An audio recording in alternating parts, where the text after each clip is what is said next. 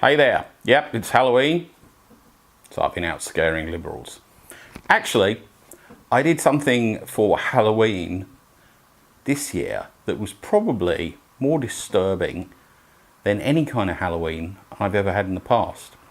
And I didn't plan to go and do it. Normally when apocalypse lays itself at my feet, I generally tend to have sort of like had some bright idea that would lead me into this chaos of calamity. But this evening, no, nothing like that happened whatsoever.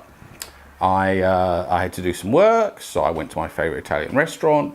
I took my laptop with me. I'm doing a job for one of my favourite French beauty director, who spent an hour briefing me today. So he's a demanding man, but he knows what he wants, and he wants the best. And I really have to bring my A game when I write for him. And he's a really smart guy. He's really just, I mean, the French as beauty creators, they've just got it in spades, and they know they have. And it's a real privilege to work with people like him. Anyway, so I went and had some Italian food. I did some work.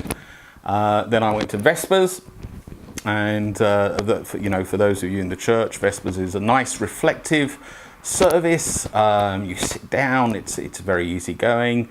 The church is generally darkened, and then you start off with a poem, then a piece of music.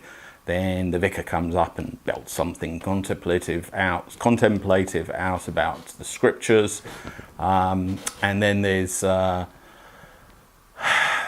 another, and then they offer a meditation, something for you to reflect on in the quiet. And this evening it was a Saint Ignatian practice called the Examen, which is a nice thing you can do at the end of your day. And you make an assessment of your day. You look to see where you felt you were touched by the Spirit, or God revealed himself for you.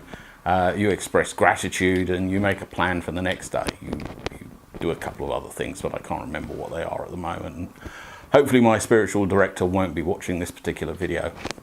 But anyway, on to Halloween. And then after that, we had communion. Now, I've never had communion in the evening before.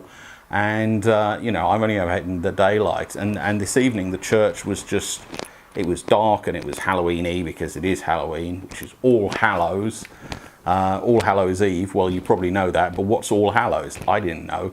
All Hallows is 3 days of remembering the saints and all the great things they did.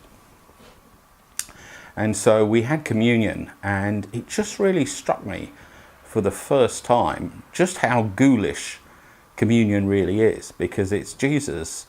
It's the remembrance of Jesus at the Last Supper saying, this night isn't going to go well for me, and it's because of one of you guys. And he knew what was going to happen to him.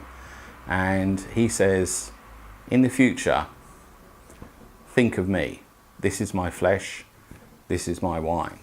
So you eat the bread and you drink the wine. Well, I don't drink the wine because I'm in recovery, but I just sort of do that and they give me a blessing.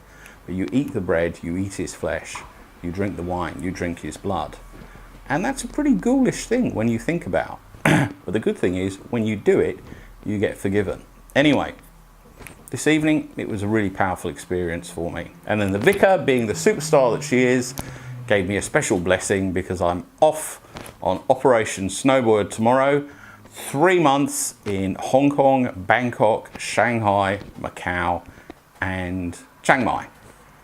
And so the next time you see me will probably be at the airport. See ya.